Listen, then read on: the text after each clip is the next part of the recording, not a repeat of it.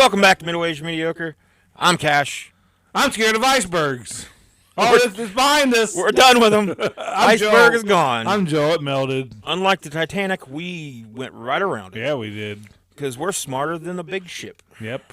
That's what I think most people know most about us. Yeah. That our intelligence a little higher than a big ship's. And I'd share the door with you in the ocean. Yeah. Why can't we both We could both fit. That's ridiculous. It's very ridiculous. It's all, just more class warfare. That old lady just throws the diamond in the ocean at the end. Just chuck Like, this is what you're looking for! Fuck this. Whole damn movie is about that fucking diamond, and then she's like, fuck it. The Hope Diamond Forever. What was I don't want it. Paint me like a French girl. Whatever. That movie. That fucking movie. You have like 4 copies of it. Dude, I got, yeah, easily. With just 8 tapes. Yeah. Yeah. I got 1 copy sealed. Ooh. What's that go for? Titanic sealed? Pete Davidson, you out there listening? Why are we even wasting our time with this right now? Do you need a sealed Titanic? I could sell it and just tape? $5,500 to that motherfucker. Whoa. I don't think that's going to make the sale. You're a terrible salesman. He's like, this motherfucker right here. Maybe he's going to be like, you know what? I respect it. Yeah, that's how you talk in the streets. Like, oh, motherfucker. I don't think it's like a respect thing. I don't know.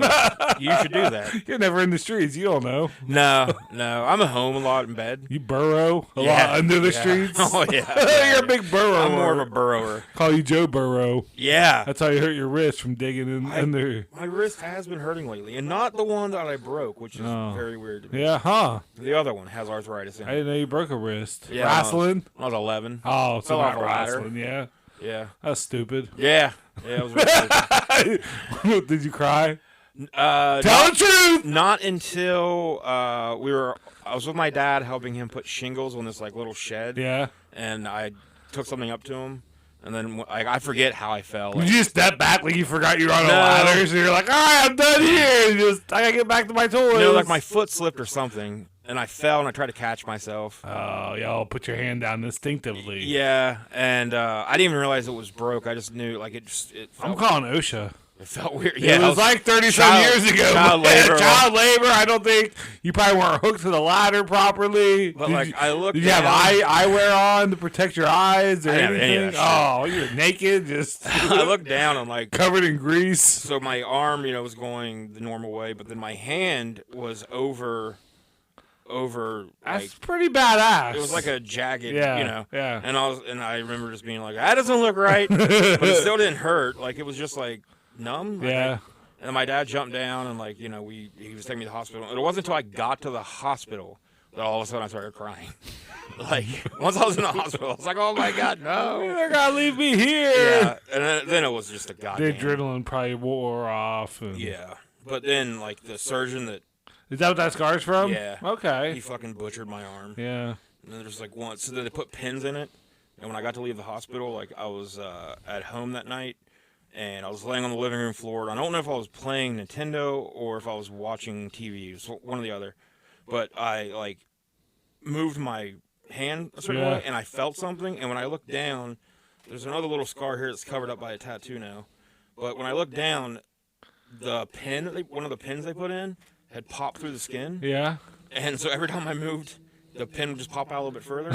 So my mom took me back to the hospital, and they just went in and took out all the pins. Oh. So they were like, okay, I guess you don't need them. You got room. Yeah. Wolverine. My body was like, no, thank you. Yeah, it rejected it. We don't want these. Yeah, so. But yeah, and now I have this giant. How do we get to talk about you breaking? Oh, yeah, because you Burrow and Joe Burrow. Because it's all broke about his me. wrist and. Yeah. Football, man. That's where one of the pins came out. That's where it came out right there. Oh, yeah, damn. Yeah. Yep, So. your days of being quarterback are over. Oh, no, this is my left hand. Okay, so they could. Yeah. If RG3 doesn't work out, then. Yeah, I mean, if the Browns need a quarterback. Yeah. I did not want you on the Browns. I can hand that ball off. Hell yeah. And I can throw. I mean, I got an arm on me. All right, Yeah. my shoulder's bad now, so I probably can't really throw. As long as you can throw 5 to 10 yards, Yeah. I think. I Let can the dink and receivers duck it. do the rest. Dink David and duck. Njoku, he can. Yeah. That guy's, he's a man. Yeah, He's a man. We'll be good. Yeah. All right. If you have the choice between That's me sports or talk. RG3 or Joe Flacco, Yeah. I'm Joe Flacco, dude. I'm the front runner. He was so bad for the Jets the last couple of years. Like, we're working out Joe Flacco. It's like, he won Super Bowl. It's like, fucking 20 years ago. He's one of those game managers. Yeah. That's what they always, that's the best And positive. then someone's said Brady too. It's like, I don't want Brady. Brady's not one of the Browns. They got a great defense. Maybe an all-time defense. Yeah, their defense. That's why, But I just feel like Flacco, Brady, any of these guys are like either 40 or over or close to 40. And I'm 44. Okay, I get it. I'm old as fuck. But it's like these guys are going to take one hit and they're done. Yeah, but Brady's like, because of all the, things that millionaires can afford to get to keep their body going, he's like 20. All like the fetuses he's been eating and stuff. Yeah, the baby blood that he drinks. Yeah. He's still young. True, okay. All right, Brady. Come on over to the Browns. Whatever gets us Super Bowl. I definitely wouldn't put RG3 in there. Really? You take Flacco over RG3? Yeah, because I guess Flacco's played more recently. With the defense that the Browns have, I feel like Flacco. And they have decent receivers. They have Amari Cooper, Elijah Moore, and Nadoku. I mean, they have. I feel like Flacco could do a good enough job. But we'll see what the rookie does tomorrow. Yeah, I bet the Browns win because their defense isn't going to give up any points to Pittsburgh. Pittsburgh's defense might score a touchdown? Maybe. Yeah, that's what happened the first game. Is just their defense scored like 2 touchdowns or something. Is the rookie the dude from Parkersburg? No, who's the NFL quarterback that's from Parkersburg? There's an NFL quarterback from Parkersburg. I thought so. There's like a tight end from Parkersburg that plays for went to Penn State, plays for I believe Jacksonville. I thought there was. No, there's a guy for the Bears that came out of West Virginia. That's maybe. I don't think he's Parkersburg though. Okay. He may have played against Parkersburg or something, but he's like the white guy for the Bears that's been playing. But Justin Fields coming back tomorrow. So here's a list of all NFL players born in West Virginia. Snore. Just let me see if there's anybody from Parkersburg. Which Parkersburg where we're from, if you're wondering. Yeah. There was a tight end though. Gibby Welch played in 1928. Johnny Stevens, 1938. Lynn Barnum, 1938. This isn't current. Walt Barnes, 1948. The most current is Tom Lopiensky. He was a fullback. He played in 2003, 2004. Maybe the guy wasn't born in West Virginia, but he played football at PHS. And now he just scored a touchdown a couple games ago for Jacksonville. Okay. Yeah, there's one dude right now, Dante Stills. He's from Fairmont. Okay, so anyways, that's sports talk. That was fun. Browns are going to go with the rookie. That's like that was sports talk. Okay. No, I'm kidding. So we got Deshaun Watson. He breaks his shoulder and goes 14 for 14 in the second half. And they're like, hey, he's done for the year. Yeah. That's the Browns. They get your hopes up and then they just dash him and they kill you. Oh, I'm so glad. That's sports talk. It's not done until I'm crying. I'm so glad Deshaun Watson's hurt. What? Don't put that mojo out there, pal. So glad. Don't be so glad. He's a person, man. He's an awful person. Because he got acquitted. If he was on any other team, you would feel the same way. Well, that doesn't matter. He's on the Browns, okay? And he was acquitted. Those are the facts. Oh, well, okay. Yeah, because the justice system's always right. Well, I'm just saying. Okay, you keep saying. I will. Deshaun, if you're listening, buddy, heal up. Come back next year. We're waiting on you. No, you're gonna hurt yourself now because of that. That's fine. No, if that's what it takes, I'm willing to sacrifice. Turn this shit off. Sports is over. It's all over. I'm done. All right. Well, so the story we got today. And someone gets hurt. Oh yeah, it's not good. So this dude, I think if there were more answers about everything he had done, I'm pretty sure he would be up there with like Bundy, Gacy, Dahmer. Al Bundy? Al Bundy, yeah. Okay. He scored 4 touchdowns in the game. Yeah. It's all sports today, people! Well, didn't you wonder why I had the black underneath my eyes? It's sports day. Yeah, you did show up. I'm wearing a helmet. You don't even notice it or mention it? I thought it looked pretty normal. All sports all the time. I got 17 pucks in my pocket. What? Let's go! Is that what those are? I just thought you were There's another 3 somewhere else, but hey! Up my butt! Sports day! You gotta quit sticking everything up there. You're not a doctor! You're right. I'm not. You should see one though. You see enough of them for your butt problems. So today we're going to talk about Israel Keys. Like I said, I think if we knew everything about him, I don't want to talk current politics, Israel, all that stuff. Hamas. Oh, I didn't think about that.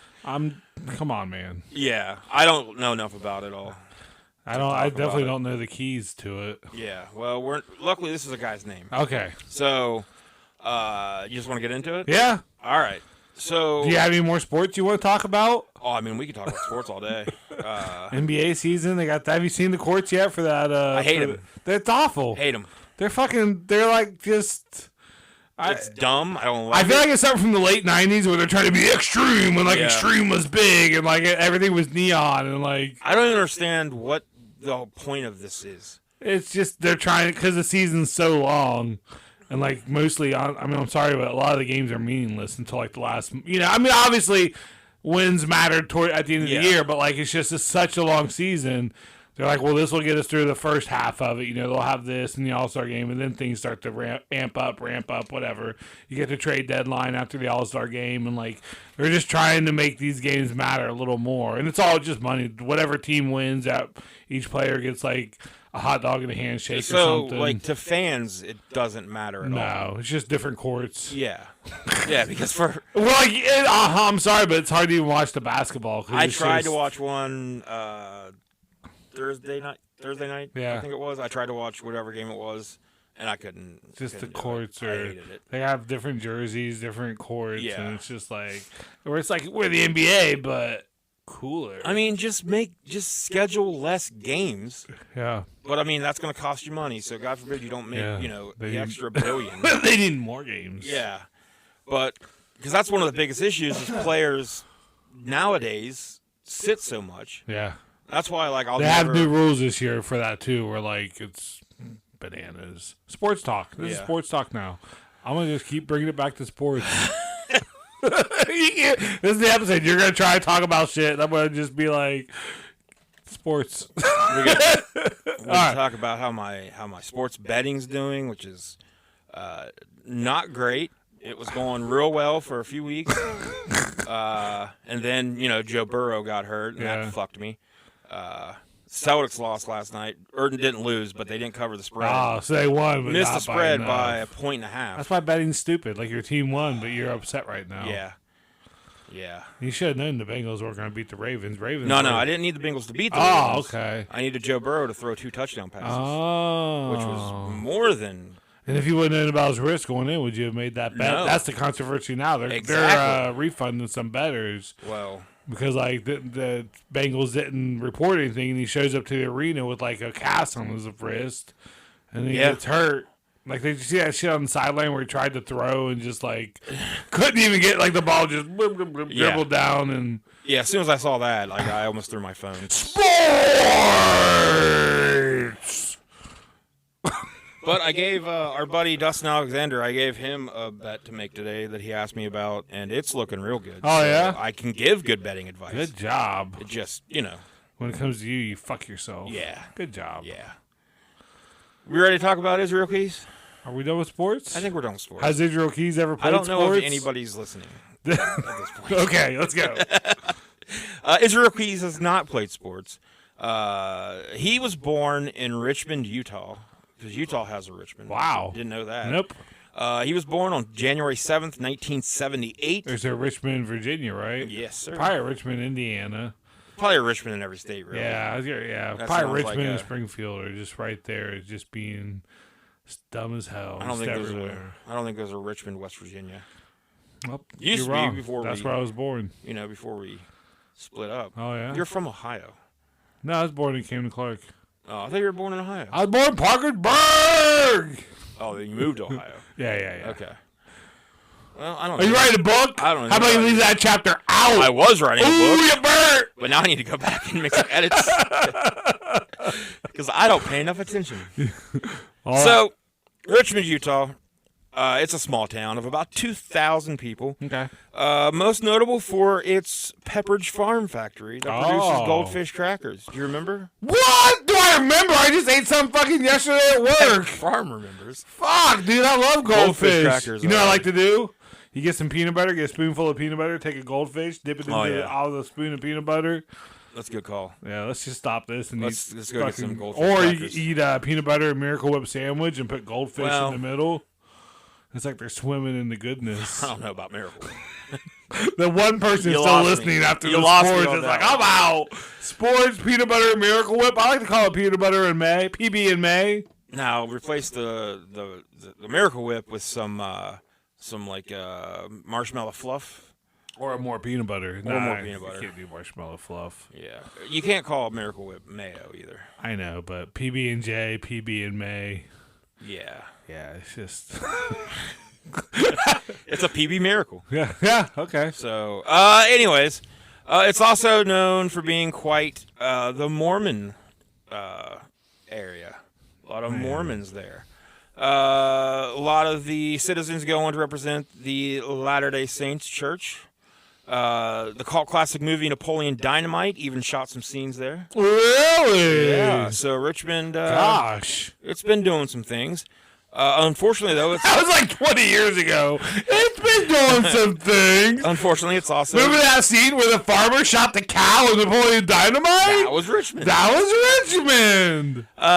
So he was, born to a Mormon family. He had a lot of sisters. He was one of 10 children. A lot of moms. Which ones gave birth to me? They were an incredibly religious household.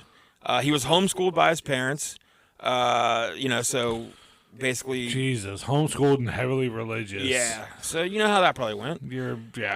Just there's an 85% chance you're gonna be a murderer. Say breeding ground for a serial killer. Yeah. So at some point in his youth, Israel and his family his family relocated from the small town of Richmond to an area just north of Colville, Washington. Eastern Washington, it has a lot of small towns, most of which are separated by dozens or hundreds of miles. So just a lot of nothing in between. Mm-hmm. Eastern Washington has much more in common with nearby states, Idaho or Montana, than it does Western Washington. So it was very similar to where they, had started out in Richmond, Utah. Yeah. So shortly after moving to this area of northeastern Washington state, the Keyes family began attending a church known as the Ark, and now more commonly referred to as Our Place Fellowship. The Ark has become well known throughout the area for its racist viewpoints, which are driven not only by the white supremacy... Don't get known for that. Yeah, not a great thing to know for, really. What's going to be our hook? What's gonna set us apart from all the other churches? You know what seems easy? You telling people different from us? They also I embrace differences. I'm like, let's talk about it. Yeah. Let's the more we're different, the more we're the same, Josh. You read that in a book? I just wrote it in my brain, son. The Ark was just one of many Christian identity religious movements that uprooted in that area. Many followers of the Ark believe that they are descendants of Anglo-Saxons and other Northern European groups, and that they are the true chosen people of God. I thought, who gives a fuck what your fucking forefathers did? So many people think they're the chosen people. Because of what fucking 4 generations removed did or some shit. Yeah, like... We're all just on a fucking marble, just... spinning and flying through space. Exactly. Come on. Your brain is just writing things today. Over the years... Oh, did you hear about Snoop Dogg? Not smoking weed anymore. Yeah, so now I can finally say I smoke as much weed as Snoop Dogg. Yeah. Huh? I don't know if he needs to smoke weed ever again. I think he smoked so much. And that's what the last comedy show was like. It's like you don't want to overcook a turkey. Like I feel like I'm cooked. I'm a little bit burnt. Yeah, there's enough. But I feel like I got to take it out of the oven before I was like. Yeah, there's enough THC in both you and Snoop Dogg. Yeah. It's like the stuffing that's in there. It's gonna. There's enough. It's gonna give it a flavor. Everything's gonna taste like turkey. Yeah. Yeah, there's no get away from it. But good for Snoop Dogg. I thought it was funny that Like, dude, yeah, well, go ahead. Sorry. that it said that he after consulting with his family, Oh, yeah. he decided like how did I like when he's like, well, I respect your to privacy at this time. Like, someone died. He's like, I don't want to talk about it, okay? Yeah. Like, it's a big, major loss in my life. I mean, that guy, I think in the article I saw, he said he took like 80-some smoke breaks a day. Oh, I imagine. Yeah, just Wasn't there something that came out? Because I remember this is where I first started saying this is like I want to be this rich, but like he was one of the first people I saw where he has like a guy that just a roll that just rolls and keeps the shit at all times. He probably doesn't know the guy's name. He's like, Probably hey, not. weed, and just hands him he just hands him one at any point. I'm like, that's how rich I want to be. Yeah, that seems perfect. Yeah. Sorry, I went off on a tangent. That's That okay. wasn't even sports. But Snoop Dogg does coach sports. His son plays college football, I do believe. Yeah. So it's kind of sports related. Snoop coaches? Yeah, he coaches like Pee Wee football and stuff. Okay. Because that's who you want to help shape your kids. Yeah, well, Listen, when I'm not murdering motherfuckers, I like Look. to tuck the ball in and give it ball support. that's I don't the know why. old Snoop Dogg. Yeah. The new Snoop Dogg chills with Martha Stewart. Oh yeah. Doesn't smoke weed. Doesn't smoke weed. Shows up in commercials for like. I wonder if he's still gonna like do edibles and stuff. That's what. Yeah, like that's Because the, like he's like just saying, I'm gonna quit smoking. that's the workaround. Yeah, I never say anything about edibles. So Israel Keys was unstable as a young man. He was excited by the idea of violence, and over time he became enamored with the idea of inflicting pain on others. He admitted later on in life that he would torture animals like cats for fun, and that he had his own. He had a ton of emotional and mental issues. But all of the theories about his origins can possibly be traced back to the murder of a 12-year-old girl just outside of Colville, Washington. The 12-year-old girl, Julie Harris, was a double amputee that had become a Special Olympics champion, living in Colville, right around the same time the Keys family had moved there. Sometime in 1996, Julie Harris went missing, and many suspected that she was a runaway, according to reports from her mother's live-in boyfriend. So she must have lost her arms then. No, she had prosthetic legs. Oh, it still ran away. Yeah, so they would later be found nearby a riverbed, which turned the investigation from her disappearance from a possible runaway to a murder. While many have long suspected her mother's volatile boyfriend to be the main suspect, it can't be overlooked that she was in such close proximity to Israel Keys. Well, And it was around this time that Israel left Colville. So maybe for he first does, victim, he does what somebody he does, and yeah. then he bounces. Yeah. So no one's really sure when he began exhibiting violent tendencies, though. But he started to become very obsessed with serial killers. By his own admission, his idol was Ted Bundy. He admired Bundy's tenacity to kill and his desire to inflict pain on others. No one is sure when this violent admiration began, but it did undoubtedly help Israel Keys to create his own MO for his crimes. When he was 17, he moved east for a short period of time. Not sure if he moved there. Maybe he needed sports. I feel like if he would have been in sports, maybe that'd give him someone else to look up to. Yeah, it sounds like he needs to be. See, I was big into sports, and I like serial. I don't like serial killers, but I read about them. I'm not obsessed. I'm interested. I don't have a favorite. I don't have like. Yeah, I find it very weird when people like idolize them Yeah. or like. The whole like Jeffrey Dahmer with the Netflix thing that came out a Yeah. couple years ago. Look, I'm very interested in Yeah. why they are the way they are. Yeah, it's intriguing. Such a fine line though between like Israel and you now, though, because he's obsessed, and you're just like, man, what made a guy do that? And, Right. like, what? Are you suggesting? Are you making claims that I? No, I'm just saying that's just weird how it's a thin because- line. You could like, what if you fell off that roof and no one gave a fuck, and then that just turned you where you're a killer? Like what? Like I bet there's like 5 life points that could have gone a different way for you, and then maybe you'd be out there, strolling the streets at night looking for people to kill. And maybe they did, and maybe you're talking to a serial killer. Oh, and I don't even. I think I would know. You probably know. I think you'd kill me if you were a serial killer. I think a long time ago. You can't kill people you know. That's true. The first one usually is someone you know, and after that you have to. Yeah. I'm too lazy. Yeah, it's so much work, man. Golly. After work, I just planning, because you want to plan so you don't get caught. Well, this dude planned. Like Israel Keys, we'll get into it. He was a planner. You nailed that. We have to be if you're going to be a successful killer. So he moved to New York, or to the east at some point. Not sure if he moved there by himself or with his family, but he later stated that he lived in New York State for a few months in '97.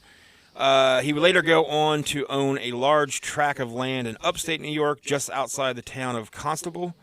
Not much is known on how he acquired this land, but it does become relevant later on. At around the time he was 18, he moved again and entered another part of the Pacific Northwest. He moved to an area in Oregon, 2 hours east of Portland. The population where he moved, just a few hundred people. Oh, wow. Which would be awesome, I think. Probably like $7 generals, though. Probably. Oh, yeah. One's a hospital. Yeah. Like, which Dollar General? You go to the hospital, Dollar General? You're still dripping blood. I did. I sure did. Best prices in town. The only prices in town. So in the summer of, either the summer of 97 or 98, a group of teenagers were inner tubing along the nearby Deschutes River in an area where temperatures often exceed 100 degrees during the summer. At sometime in the late afternoon and early evening of a late summer day, Israel Keys spotted these teenagers and took note. He patiently waited for one of the teenagers, a young girl between the ages of 15 and 18, to become separated from the group. According to his later testimony, Israel Keys abducted the lone girl, led her away from the rest of her group. He would go on to sexually assault her, but he would eventually let her go, and then he made his getaway. That's like shit off the Animal Planet, where like when there's like a herd of like animals, they just look for like the one that's kind of lagging behind. Yep. That's just Predator. He's a predator. The identity of the girl was never found. She never went to police, and this also may not even be a real thing that happened. This came from Israel Keys. Okay, so maybe he's just trying to pump himself up, trying to make him. Because obviously, if he's obsessed with serial killers, he probably wants us talking about him right now. We're just doing what he wants, Josh. Well, is he dead? Okay, kind of not. Okay. Say less, but also say more, because I want to know what happens. Okay. So say less, but say more. So there's a lot in this story that is mostly based on what Israel Keys has told police. Yeah. Now, how much of it, like he's like, so there I was with my 2-foot dick, and I was like, what am I going to do today? So some of it has been confirmed because things were found. Yeah. But not everything. Oh, okay. So after he lived in Oregon, Josh just took a drink from his monster. Yes, I did. That was that little break. After he left Oregon, he enlisted in the United States Army. During his time in the Army, he reached the rank of specialist. Was given 3 different duty stations. Well, isn't that spatial? Fort Hood in Texas, somewhere overseas in Egypt, and then Fort Lewis, located in western Washington. He spent a large part of his enlistment in Fort Lewis. One of the things that was noticeably different about Keys is that he never wanted the fame that his idol Ted Bundy received, the notoriety. Oh, okay. He never really wanted that. Most serial killers, they want to try to gain like a reputation or whatever. They do it like they kind of long for. Sure. While they don't want to get caught, they also. That's why they interact with the police and try to just. He, however, he didn't want the spotlight. He didn't want to become associated with that. He was in it not for the fame. There's a reason he didn't want to be associated with it, which we'll get to. For the love of the game is why he didn't. He says that he never did anything when he was enlisted. He says he never murdered anybody. Hear that, Uncle Sam? But he claims that he would later go on to commit multiple crimes following his honorable discharge in 2001. Again, though, never admitted to committing any crime while he was enlisted. Following his discharge from the Army, he would move to Nea Bay, small community right on the northwestern tip of Washington State. It's a small fishing community right across the bay from Vancouver Island, leaving it right at the border between the continental United States and Canada. It's mostly a predominant Native American population, so a white dude would have stood out there, but he kind of really became a good part of this community. He worked as kind of like a landscaper, construction worker, a handyman. He just kind of had little odd jobs here and there. People that knew him there never thought anything about him. Just thought that he was a dude that could fix just about anything. Kind of likable. Had a good sense of humor. You get that a lot with people that turn out to be fucking monsters. Yep. Soon after moving to Nea Bay, he found a girlfriend. He had, and then he had a daughter shortly after. So, being a father, though, did not stop him from, becoming what he would become. Sure. So, but it would stop him from ever targeting children. He later would go on to make it a point to target victims that didn't have any children present. So he had like a killer with a heart of gold. he had like a code. Yeah. He's like, no kids. His own little Dexter code. So no children present, but like he didn't discern whether or not they had kids. Yeah. I mean, I feel like, you don't want witnesses. That just kind of makes sense. Yeah. You just try to make himself sound better. Like, I wouldn't kill anybody, but like a kid was around. Keyes would go on to admit murdering his first victim at some point between July and October of 2001. Again, we don't know the identity or location of this victim. So motherfucking 9/11 happens, and this guy's like, it's time for me what I'm going to do? Either get busy living or get busy killing or dying or something. Keyes would admit to killing one victim in the second half of 2001, but the rest of the next few years are pretty much a mystery. The FBI has been trying to figure out what all this dude did. But, but it's around this time that he became a serial offender. The full body investigators? Yes. Remember those shirts? I do. They were dumb. They were so dumb. And then there was like the FBI. There was like the federal booby inspector. I was on another level. It said booby. It said booby. It should have like on the back. It should have said federal booby inspector, and then in the front, like on the left chest, where like you would have your badge logo thing. It should have been a calculator with 8,085. Oh yeah, on it. Boobs. You know what? We need to get in a t-shirt. Yeah. So sometime between edit that out. Someone's gonna steal your idea. So sometime between 2001 and 2005, he killed a couple in Washington State, but he refused to give any details about that. Not sure if it's a married couple, just a young couple. No idea. He just said that he killed them. So there's no bodies to back this up, or like they're still trying to. Yeah, like they're still trying to figure this out. Okay. Because again, a lot of this is just him talking. Yeah. He would give interviews to investigators once he had been arrested later on in life. He would imply that this couple was buried in or nearby a valley. Investigators also surmised, based on his later crimes, that he had taken the car belonging to the couple and driven it a good distance away from the crime scene to separate the two and make their bodies, less likely to be recovered. Uh-huh. Keyes would go on to admit years later that his main way of finding victims was to let them come to him. He would prefer to find them in public parks, campsites, hiking trail, the kind of places that people just naturally go missing from. 2005 and 2006, he continued his killing spree, committing 2 more murders that were totally independent of one another. Again, don't know the victims. He later confessed to both of these crimes to investigators, but wouldn't reveal the names or even the slightest hints of identity for either set of victims. Keyes would admit that he used his own boat to dispose of the victims, though. He would later admit where one of the bodies had been submerged deep beneath the surface of Crescent Lake, right on the border of the Olympic National Park, and just about an hour east of where he lived in Nea Bay. He kind of implied that these bodies were submerged under hundreds of feet of water, as deep as the lake itself can get. No bodies have ever been discovered there, though. we can't. So again, you don't know if this is just him making shit up or not. Yeah.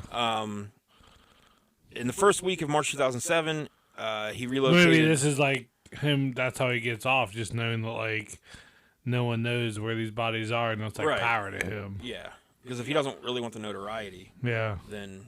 But hopefully they catch him for. I mean, I know we're gonna get to it, but like, what do they arrest him for then? So he left Nea Bay and moved to Alaska. Along the way, he made multiple stops in many towns along the Alaska-Canadian Highway. Most notably, made stops in British Columbia and Yukon. Later, we would learn that Keyes used every opportunity to his advantage, so he may have done some scouting or planning while visiting these towns. He eventually arrived in Anchorage on March 9th. Over a week after beginning his move north, he began to establish a new home in Anchorage. He established a business for himself named Keyes Construction. He used his talents as a tradesman to cement himself as a normal guy in this new location. In October and November of 2008, Keyes traveled from Alaska to a handful of states, including North Dakota, Arizona, and Washington. Keyes rented a car in Seattle on October 31st, 2008, a PT Cruiser, which is, the choice of serial killers everywhere. On November 2nd, 3 days that after... would not draw people to him. And if it did, kill these people. Like, that's a good-looking car. Can I take a look at that thing? On November 2nd, 3 days after renting a car... My PT. Oh, sir! You happy with yourself with that one? Oh, man, I'm never happy with myself. So let's get that right out of the way. So 3 days after renting a car in Seattle, he flew out of Seattle and went to Boston, where he would stay for 3 days. Boston, Mass. One of the most terrifying aspects about him is that he planned his actions months and years in advance. He would kind of like pick somebody at random. And then begin planning on what he was going to do to them for like a year ahead of time. And a part of that is that he would create what he would call murder kits. And these would include weapons, money, tools, any other supplies needed to murder a victim and dispose of their body. And he would just he would bury those in random locations around the United States that he would then go back dig when he needed them them. For his kills. So, yeah, like he would do a lot of fucking planning and scouting and, so on November... Just put all that energy towards something halfway good. Not even like charitable or like, but just something halfway good. Paint something. Just anything. Just... like I'm going to find someone and give them the best goddamn gift they've ever had. And like just pay it forward. So now in his his 30s, he was single at this point, and he had basically dropped religion, claiming he was a devout atheist. Much like his idol Ted Bundy, he began to abuse alcohol, and he began to frequent prostitutes. Then he would like pour a little bit. Oh wait, is Ted Bundy dead? Yeah. Yes. So he'd like pour a little bit out. Every Like, this is for the dead homie Ted. Yes. So, in one life, he was the witty, loving father who worked hard in his day job, was a United States Army veteran, and who traveled the world. He came from a large religious family, so that he kind of just had that, made it look even better. But underneath that was just a fucking piece of shit loser. Psychopath. Yeah, so he began to imagine a world where he inflicted pain on as many people as possible. And he didn't plan on seeing any ramifications for his action. His goal really was that he would go out in a gun battle, like a gunfire battle. Blaze of glory. A blaze of glory. Because he didn't want... it's a good John Bon Jovi song from Young Guns too. In a blaze of glory! Maybe one of the best songs. Yeah.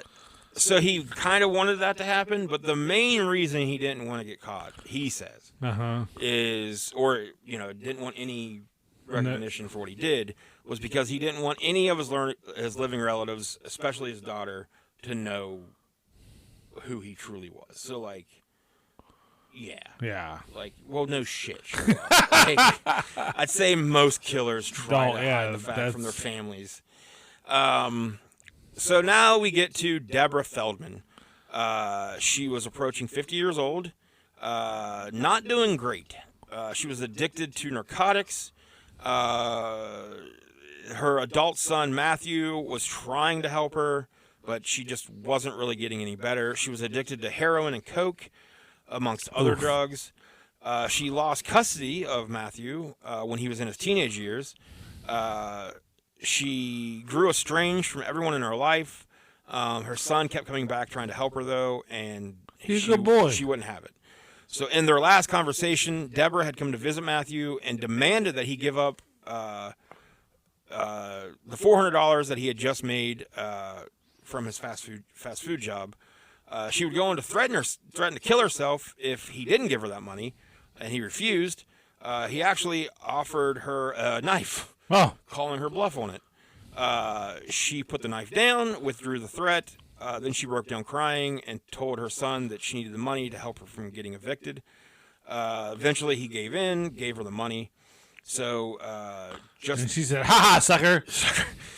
This was in New Jersey, so just a couple of days after him giving her the money, she disappeared.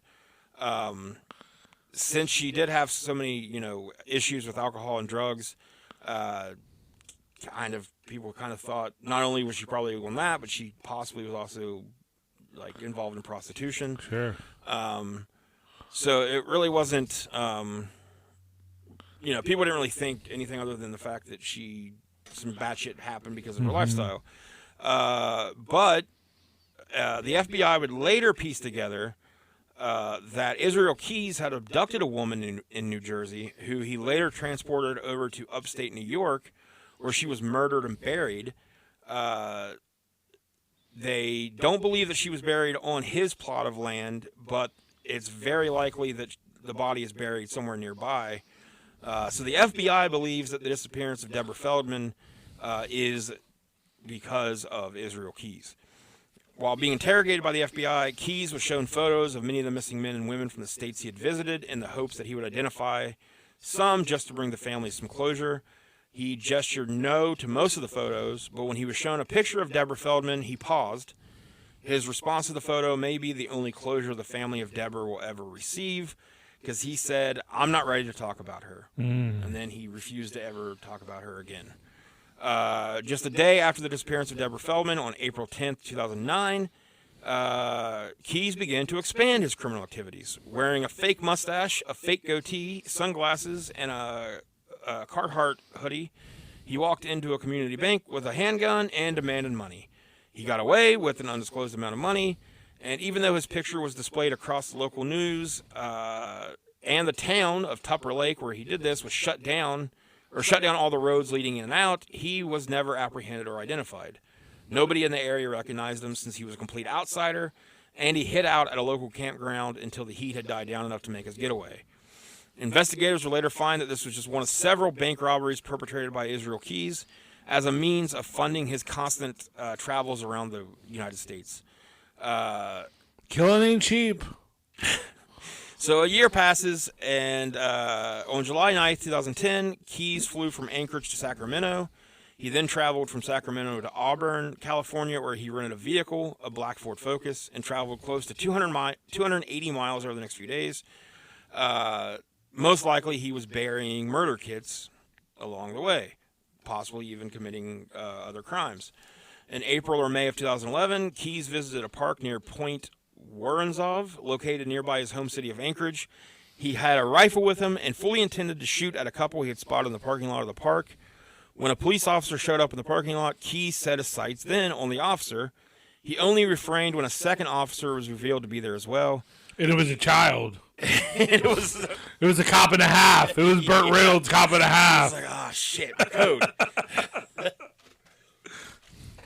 How old are you? I'm this many. Get on the ground. Get on the ground. Get on the ground. You're in big trouble, mister. Kid cops. I'm this many. I'm getting this many too old for this shit. Oh, that's great. This poop. So just weeks later, he was stalking a nearby trail, again attending to abduct someone. He'd even improvised their murder kit this time with bottles of Drano and a shovel. So What? I assume he was going to fucking, I don't know. He ended up coming up empty on both accounts. On June 2nd, That's why you don't improvise. on June 2nd, 2011, he flew out of Anchorage to Chicago. He rented a car at Chicago and then drove to Vermont. During this trip, he took the battery out of a cell phone so there would be no trace of his travels, and he paid his entire way in cash, money he had saved up from his handyman business, and also the money he had left over from the robberies he committed. So years before he made this trip, he had buried one of his murder kits in the woods outside of the house. The house belonged to Bill and Lorraine Currier, an older couple that was adored by everybody that knew them. They were longtime citizens of the area and had both been working their respective jobs for over 20 years. So when they both were absent from work the next morning, it raised some concerns. They both lit up rooms whenever they entered. Just, you know. No one ever said a bad thing about them. On the evening before June 8th, Keyes had broken into the house of Bill and Lorraine Currier and surprised the both of them. He had bound both of them, abducted them using their own vehicle to do so. He drove the terrified couple to a nearby abandoned house where he led Bill into the basement. He kept Lorraine upstairs where he began to sexually assault her. Bill began to struggle downstairs, trying to free himself so he could rescue his wife. Unfortunately, Keyes had come prepared for that, utilizing the murder kit that he had buried years prior right outside the house. He shot and killed Bill Currier and then later strangled Lorraine to death. He took both of their bodies to the basement of the abandoned house where he covered them in trash bags. He then poured Drano all over the two, hoping that the bodies would seriously decompose. So apparently that's what Drano can do. He covered them up with as much debris as possible to hide them and then left. And then the bodies of Bill and Lorraine Currier were never found because the house had been abandoned because that's where he took them to an abandoned house. It was later demolished, and the demolition crew noted that the basement smelled kind of like decomposition, but just That's not our job, though. We're just here to destroy the motherfucker. Apparently, this area, there's a lot of hunting that goes on there. Oh, yeah. So they had just kind of assumed that whoever lived there before Dressed were a deer hunters there or something, yeah. So not like dressed a deer. That means when you like take out their inside. Yeah. They weren't like putting funny costumes on the deer. Field or dressing. anything. Yeah, field dressing. That's it. Yeah. It's gross.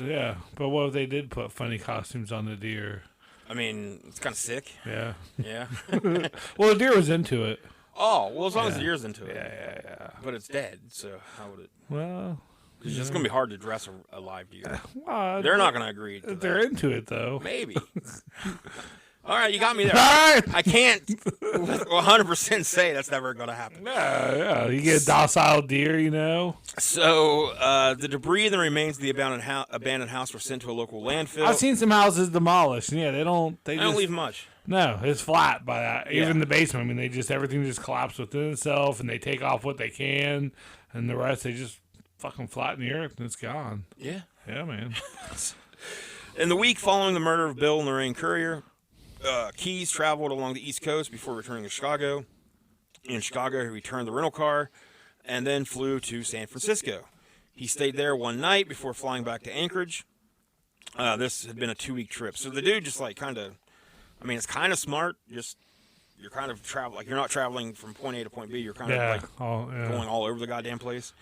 He's not pissing where he lives. It was a year later that Israel where he Keyes... eats? Is that what it's called? Piss where you eat?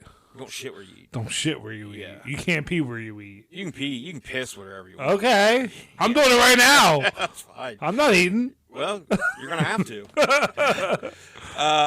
It was less than a year later that Israel Keyes would commit his most notorious act, and he would go against his usual M.O., and he would commit this act much closer to home. So Samantha Koenig... He shot where he ate. He shot where he ate. God damn it, Israel.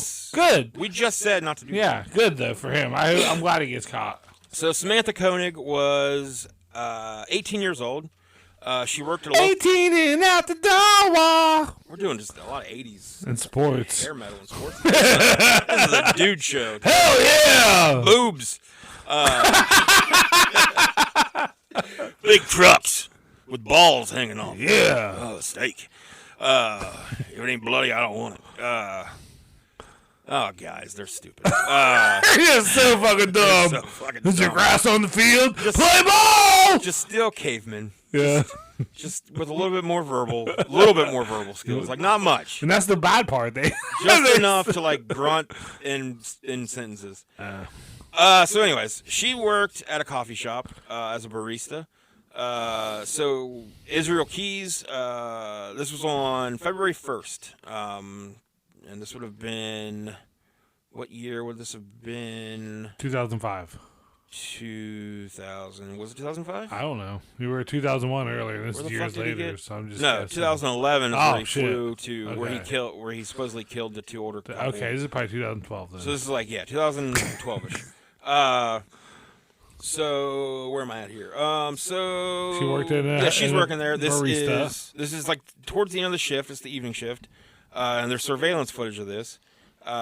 She's cleaning up, just getting finished for the night. And then a man in a ski mask approaches the coffee stand and asks Samantha to make him a coffee. On the surveillance footage, you can see her begin to make the coffee, but when she goes to hand it to him, he reveals a gun. He orders her to give him the money from the coffee stand, and then he enters the stand, zip ties her hands, and begins to lead her away from the coffee stand. He also, in the video, as soon as he produces the gun, he tells her to turn off the lights, because I'm sure he knew there was a camera, and then he goes behind the counter. So he tells her that he's going to abduct her and extort her for ransom. And she's like, hey, my family doesn't have money. Like, you're not going to get anything. And he's like, that's fine, because, your family's going to want you back, so the community's going to come together and help raise money for this. Like, your family doesn't have to be the ones to pay for this. We're going to get this money together, you and me. Teamwork. And he says, just follow my instructions. This is what I'm doing. So while he's leading her to his truck, she tries to make a break for it. But he catches up to her, tackles her, puts the gun to her head, and threatens to kill her if she tries to do anything like that again. So then he gets her into his truck. Then he goes back to the coffee stand to get her cell phone. He sent 2 text messages, one to her boss and the other one to her boyfriend, stating, hey, I had a really bad day at work today. I just need to get away for a few days. And then he removed the battery from it so it couldn't be traced, and then he took the phone with him. So he demands her debit card. She tells him she doesn't have it on her. It's in the truck that she shares with her boyfriend. So Keys takes her to his home and then locks her up in an outdoor shed. Now, his girlfriend and daughter are in the house. Oh. So he takes Samantha, though, puts her in the outdoor shed, locks it. He turns the radio up inside the shed very loud, so that if she's screaming, it can't be heard by neighbors or his girlfriend. He just hear the radio really loud. He threatens her multiple times, demanding to know where her debit card was and what the PIN number for it was. She told him again, it's in the truck that me and my boyfriend share, but she tells him what the PIN number is, so he leaves to go get the debit card. He finds the truck parked outside the house of Samantha and her boyfriend. He attempts to break into it, but the boyfriend sees this happening and goes outside to confront him. Keys escapes, and the boyfriend runs back inside to call 911. While he's doing that, Keys runs back up to the truck and gets the debit card. Yoink. Yeah. So on the way back to his house, Keys stops, tests the debit card to make sure that she gave him the right PIN number. It was. He begins to take out her money, and then he goes back home. Then he proceeds to sexually assault her and strangles her to death. So she was dead just hours after being abducted, but her family, friends, and others wouldn't know about this for months. So, very next day, Keyes departs for New Orleans. He left her in the shed. Don't go in there. Keyes had pre-purchased a cruise leaving from New Orleans, which would take him out of the States for the next couple of weeks. This was apparently something he would do on the regular. He just has to get away sometimes. Yeah. Unwind, relax. Yeah. During this time, Samantha's family started to get like pretty desperate to figure out where the fuck she was. The only thing they had heard, those 2 text messages, and then there was some dude trying to show up to break into the truck. The boyfriend's house. So on February 17th, Samantha's boyfriend receives a text message from Samantha's phone, informing him that there's a ransom note at a nearby park. So hidden underneath a lost dog flyer, the ransom note was found by Anchorage police, and it was a demand for $30,000 for the safe return of Samantha. And what about the dog? I don't know. I'm sure it was a good boy, though. On the opposite side of the ransom note was a photo of Samantha taken just a day or so beforehand, posed to look like she was still alive, holding a newspaper. Keyes had sewn her eyelids open to make her look alive, and then had the newspaper in her, like, made it look like she was holding it. It is a creepy fucking photo. Oh, you've seen it? Yeah. Oh. Yeah, so... You gotta show me after we're done. So... I get super creepy. I'm like, I gotta see it. So, I mean, knowing that she's dead. Yeah, like, it's just so fucked up. So Samantha's father, James, so they think she's alive. Sure. So he begins pleading with the community to raise money, just like Israel had assumed would happen. The community gets together immediately, and they get the money. Yeah.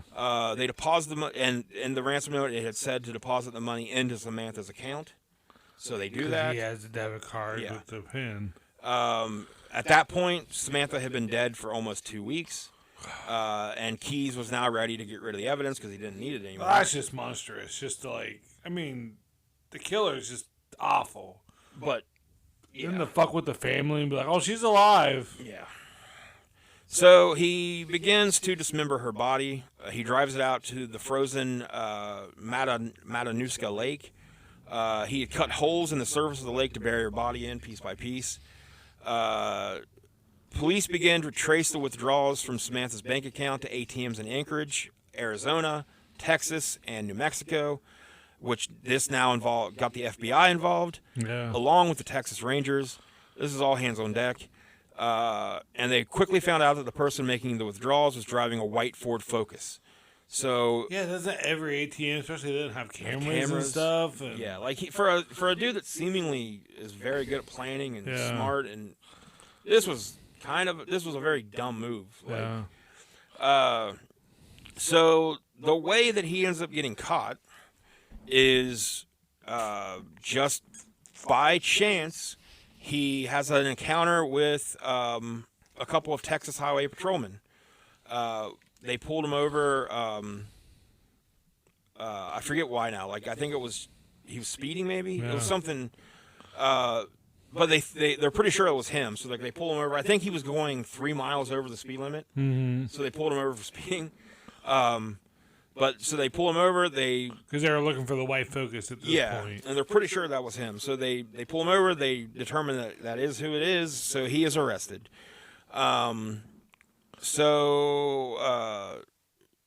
In the trunk of the car, they found Samantha's cell phone. And then lock him up. Her debit card was in his wallet. Yeah. So. Now, the police had the killer of Samantha Koenig, but they had, no idea who they had really arrested. Yeah. They weren't looking for him for anything else. It was just Samantha. So now he's behind bars, and he starts, doing interrogation shit. And this is where he starts telling the federal investigators the Bill in the Ring Courier. He just starts admitting to all of these crimes that he committed. Just wants more power. Yeah. So he would go on to admit killing 8 people. Many have theorized that the number is either way lower, like Samantha's maybe the only actual one, Yeah. or that the number is fucking crazy higher, like Yeah. one or the other. He's doing either doing half truths or just outright exaggerations. But he traveled so damn much that it would almost make sense. He admitted to at least one killing where the body was recovered. So, and hinted the police might have ruled the death an accident. Investigators leaned towards the notion that Keyes had murdered one of his victims and then started a house fire. But trying to find out exactly who this victim was without having a confession was pretty much impossible. Keyes told investigators that he buried his murder kits all over the United States.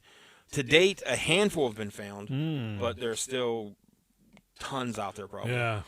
Unfortunately, after months of interrogations and interviews with federal authorities, not much information is turned up on him, though, to actually back up a lot of his claims.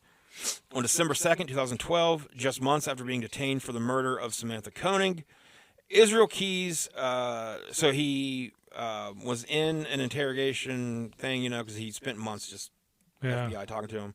And he was pretty, there's the videos are all online. You can watch, I'm sure he loves the attention. You can watch a lot of this. Where he's just openly, the FBI guys are just kind of joking with him. It's just casual conversations. Yeah. And he's just, I did this. Because I'm sure they're doing their part, too, where they want him to feel comfortable, where he gives up more information. And if you're yelling at a guy and God damn, we know you. Yeah, so it's a dance. He's been very open. He stays very open and communicative. And then all of a sudden in one of the videos, after an hour or so of talking to them, he just says, that's all I feel like talking about for now. He said something about I think I'm done talking for a while. Yeah. So it was only, I believe, 2 days later from that he killed himself in his prison. What a motherfucker. Yeah. He had got a razor blade from a razor, taped it to a pencil, and slit his own throat or slit his own wrist. Not only that, though, the dude tied a bed sheet around his neck, and then brought his leg up, bent it up, and tied the bed sheet around his leg, and then then he slices his wrists. And he did this because he wanted to, as he bled out and got weaker and weaker, and his legs started lowering, it would choked him Jesus to make sure Christ. that he died. Yeah, which is a hell of a way to go. As long as it caused the most pain possible, that's what matters. So he took everything, basically to the grave with him. He did leave behind a bloodstained suicide letter. It's online, but it's very hard to read. Yeah. It's bloodstained, and it's just shitty writing. Right after his death, the FBI sent out a plea to the public, begging anyone with any information to come forward and help them fill in the gaps of what they know. They released a handful of the interviews with Keyes, most of which consist of Keyes haggling with the investigators and dragging his feet in the mud. Keyes refused to give up much information of his crimes, so even the FBI doesn't know the true fate of his victims. He basically at one point tells them that he, early on in the investigations and stuff, he tells them that he'll tell them everything that they want to know, but they have to, on the basis that they promise that they won't make the details public because he doesn't want his daughter knowing the details. So that didn't work out. We can't do that. Keyes, his surviving family members held a funeral for him in December of 2012. They didn't forgive him for any of his crimes. I'd piss all over that. They actually damned him to eternal torment. Good. But yeah, so honestly, Israel Keyes may have only killed Samantha Koenig. I feel like to do all that to her, that's definitely someone that's killed before. Probably to cut her up and just to be blatant enough to take her home. I feel like that's someone who's gotten away with that kind of stuff before and just very possibly. And maybe just got sloppy at the end. Maybe I bet he has killed other people. Say my only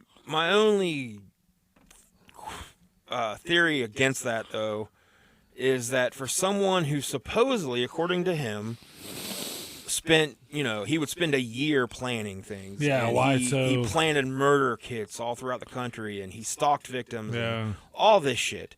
and he seemed like a very smart guy, a very intelligent guy. If he had done all of this, how would he fuck up so bad on this one? To have her cell phone and just driving around with her cell phone. Debit card in the trunk. wallet, Yeah. going to ATMs willy-nilly. Yeah, I don't know. Yeah, I don't know.